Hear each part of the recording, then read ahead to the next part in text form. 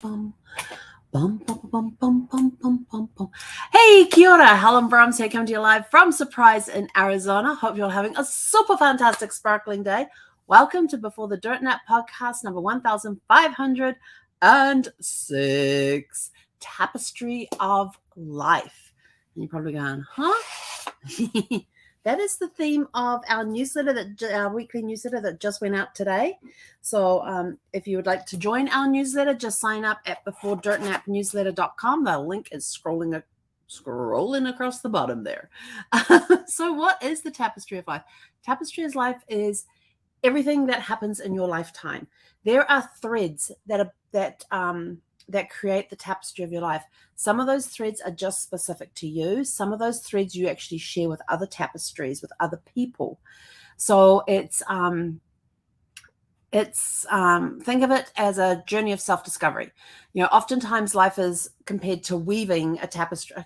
No, I don't have a tapestry. Oh, my tapestries are away. Are compared to weaving a tapestry because it's a continuous process of self-discovery. You don't just discover yourself and go, okay, I'm done. All right, what do I do now? You're always self-improving. You're always go on that path of self-discovery. Every time you make a new discovery about yourself, you're like, yeah, oh, that explains that. Or, oh, yeah, I am that way. And then but then you keep going, you keep moving, you come across the next one. And every experience that we have is a new thread and new stitches that are added to your tapestry. Now, how big of a piece that thread that thread makes on your tapestry depends on the size of the experience that you are going through or what you have learned. Is it intricate? Is it a trouble time? You're like, my 9 years, 8 months, and 3 days with Brad's cancer, dealing with Brad's cancer from diagnosis to the day he passed.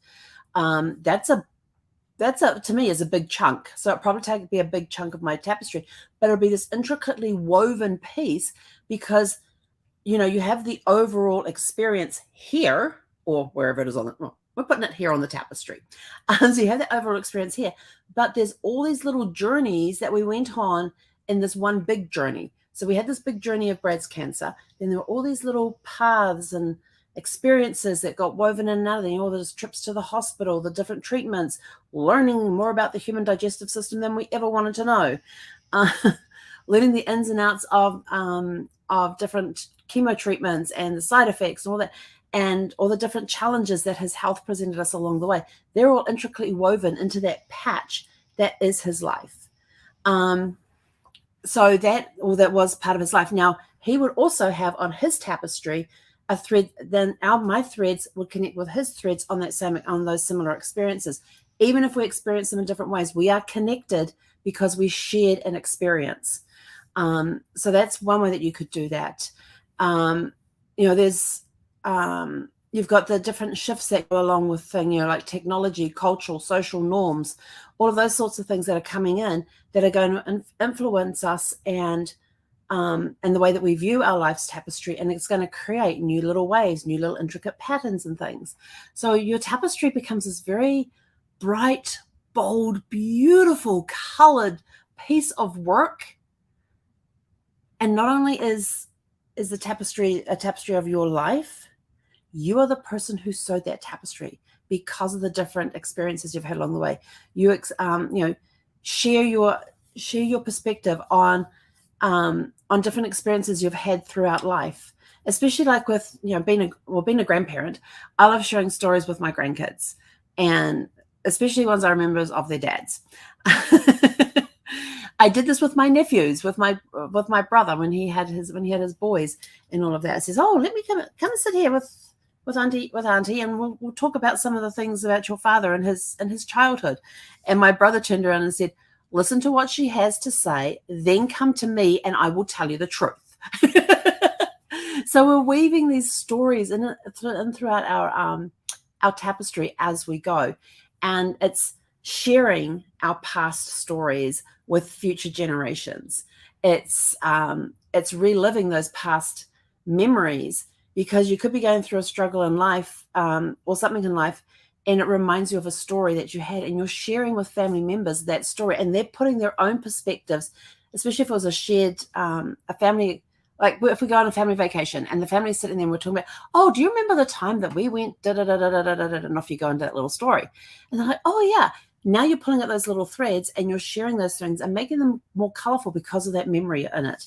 Then you've got, and that's also part of sharing family history, goes along with sharing family history and what you discover if you're researching your family tree and you're researching the genealogy. Remember, genealogies are the facts. Family history is the stories that fill up the dash. But when you start sharing these with other family members, not only are you having that connection within your tapestry, that tapestry is now linked to your ancestors as well, because you're weaving their life story into your life story as you dig and uncover and discover and all of that sort of thing. Then there's the life's unexpected twists that come along the way. You've got people that come in and you've now got this challenge going on. It could be good or it could be bad, but you're taking that experience and you're moving along. Maybe you've been a victim of being bullied, and that's an unexpected twist that happens out of the blue. You don't know why, but well, I knew I was always the new kid on the block. So I tended to get bullied a lot. But you can do that sort of thing. You can escape. There's escaping reality by watching movies and playing video games and reading a book. Oh, I love reading books. Books will take you into a whole nother world. And when I was sorting out the books on the bookcase behind the curtain, I was coming across a lot of Brad's books in there. And he had the books, he's got all the Tolkien books there. He had the Dune books there. I can't remember the writer's name. He had Anne, I want to say McCaffrey. She wrote the Dragon Riders of Pern. Those are all fantasy and science fiction books. So they're taken to a whole nother world that you can go and get lost in when you're reading those. The Harry Potter books, another big impact book that a lot of people have read. There's been all sorts of discussions about those books. Are they good? Are they bad? Da da da da da. There's many books that have been written over the years, and there's people that are wanting to ban books because of the message in them.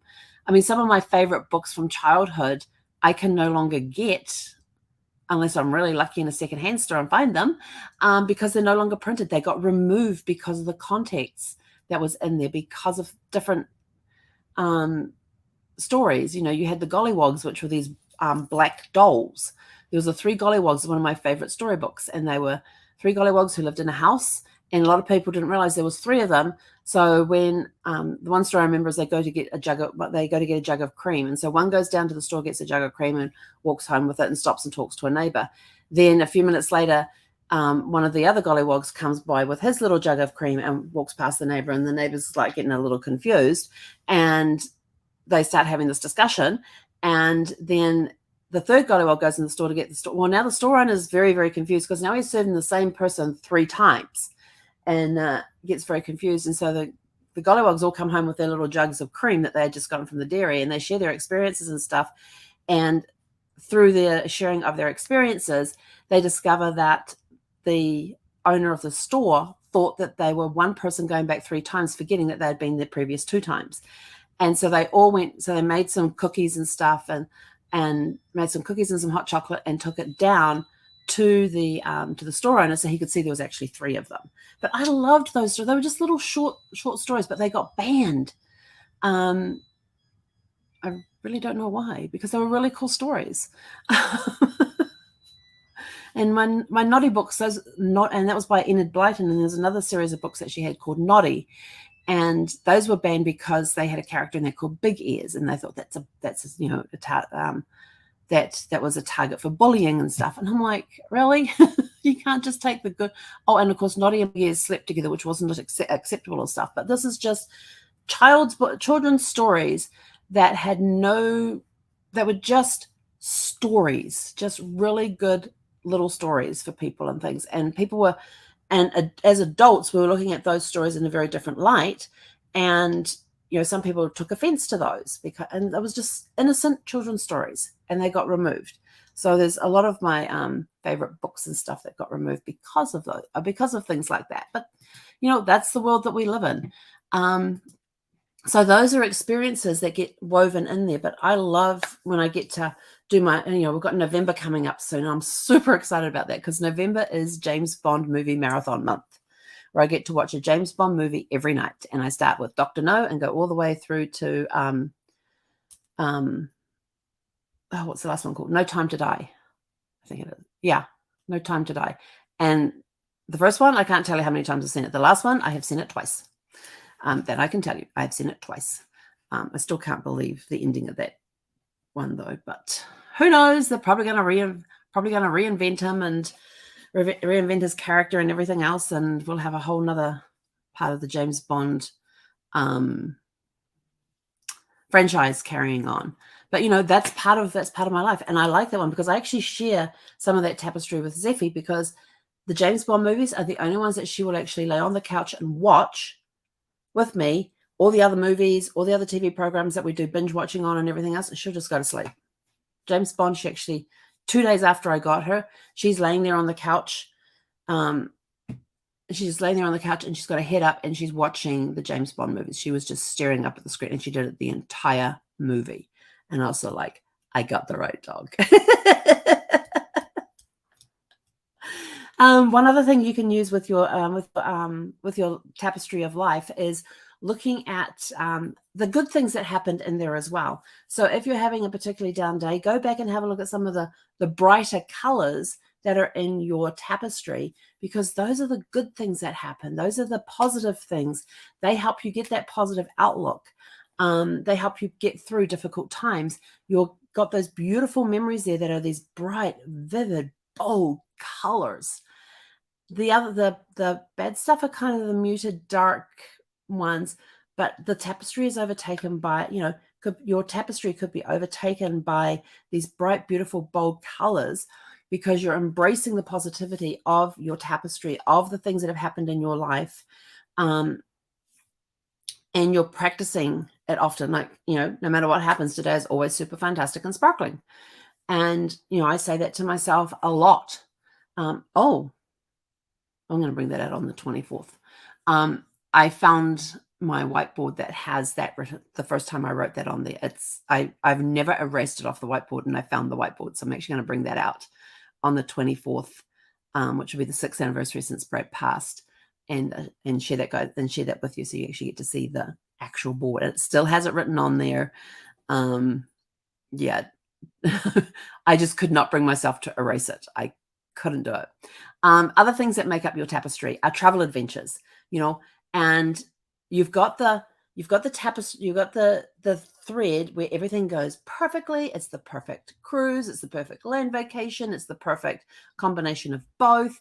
It's this massive round the world trip that you're on, or everything else, and you've got this portion in there that is all related to travel, and you've got all your little travel adventures in there, and the ones that seem to go perfectly well, where there's no issues whatsoever, tend to be, but not bright and bold, but they are colorful. But the ones that come up with the bright and bold and ones are the ones where you have the adventures, and the moment something goes wrong on your trip, like a flight gets delayed or canceled, or you get to a hotel and they've lost your reservation, or your luggage gets lost, all of that creates those colorful little intricate details that are part of your travel adventures. I actually look forward to, sometimes I go on a trip and I go, I just want everything to go smoothly this trip. Everything is going to go smoothly this trip. I'm not going to have any problems, any issues. And yes, I've had trips like that and I've had a great time. But the ones I remember the most are the ones where something didn't quite go right. My first cruise I ever did after Brad passed, that one had a huge impact on me. One, I was doing my first cruise since Brad passed by myself. Now, I had been cruising by myself, but I'd been on a ship with a group of friends. And I was actually working that cruise. It was a group cruise that I had organized, that I had done all of the behind the scenes work for, with the group organizers. And but that one I was on there with friends. So that kind of didn't really count, because but then the one I did later on after Brad passed, and just 5 months after he passed, I was sort of like, I'm crazy. Actually, was it 5 months? 7 months. I think it was 7 months. October, November, December, January, February, March, April, May. 8 months. That one was very different. It was a very hard cruise. Yes, I had a great time on there, and I met, my goal at the beginning of that cruise was to get on there and meet as many people as I possibly could on the ship. Now you're talking about 3,000 passengers plus crew. Meet as many people on board the ship as I could, and just go and have a really good time. This was a tribute cruise to Brad because our very first cruise had been an Alaskan Inside Passage cruise in 2009. And here I was in 2018, just 9 years later, well, not quite 9 years later, taking a similar cruise. We only had one port that was different from the two cruises, but they were definitely on different cruise ships and different cruise lines. And so this was like a tribute to our cruising adventures that we'd done together.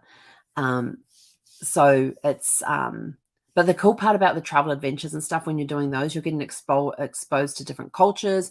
You're making unforgettable memories. You're just exploring life. You're making discoveries. And even when you're traveling, as in visiting other countries and things, you are still on that road of self-discovery, and something on your trip may suddenly click with you and go, that's it. Whatever it is, that is it. The other thing that you can do with the Tapestry of Life is that you're connecting with other people. And this is where your thread gets threaded into their tapestry as well, and their thread gets trapped into your tapestry as well, because you have that connection. Now, it could be any type of relationship. It could be family, friendship. It could be business acquaintances. It could be friends. All of those people that you connect with at some point in your life. You may have only just met them at one event one time, and that's the one and only time you've had interaction, like the people I meet on a cruise ship. Sometimes we become friends and we stay in contact after the cruise. There's been other ones where I've been on cruises, and the only people I met, and the people I met on the ship, that's the one and only time in my entire life so far that I've ever seen them. And so they've just got that small piece, but they still have a piece of their thread on my tapestry, and I have a piece of my thread on their tapestry because we had that connection. And then there's, if you're a business owner, you've got the demands of being an entrepreneur, a business owner. You also have, you're also enjoying life at the same time. There is no such thing as a balance between the two, because if you want a balanced life, you have to give up something on one side so that the other side comes into balance. And that just doesn't happen. You've got to work out how to merge the two and work together and have a harmonious relationship between the entrepreneur and enjoying life. And in most cases, if you are a business owner or an entrepreneur, when you're working on that, you're enjoying life at the same time. It could be you're on a trip somewhere and you just take about 30 minutes, maybe an hour out to quickly catch up on some emails, do some work stuff, and then boom, you're done and you're off to enjoy life. There is a good balance there, a good harmony there. So you strike that harmony between work and play. It may not be in balance. You may have a higher entrepreneur side than you do living life, or you may have a higher life while you're an entrepreneur. So you get that thing's always going backwards and forwards, because it depends on the demands of the day. So everything that you do in your life has created this beautiful, bright, bold, colorful, intricate tapestry that is your life. That's your dash. So let us know. I want you guys to put in the comments things, some of the things that if you want to share some of your stories from your tapestry, from your Tapestry of Life, what you think about the Tapestry of Life. Is yours full of bright, bold, beautiful, vibrant colors? Is there patches where those colors just appear and the rest of it's kind of dark and muted? Or is it the other way around? You're mainly the bright colored, vibrant tapestry, and you've got a few dark patches in there here and there. And, that's totally understandable. It's part of life.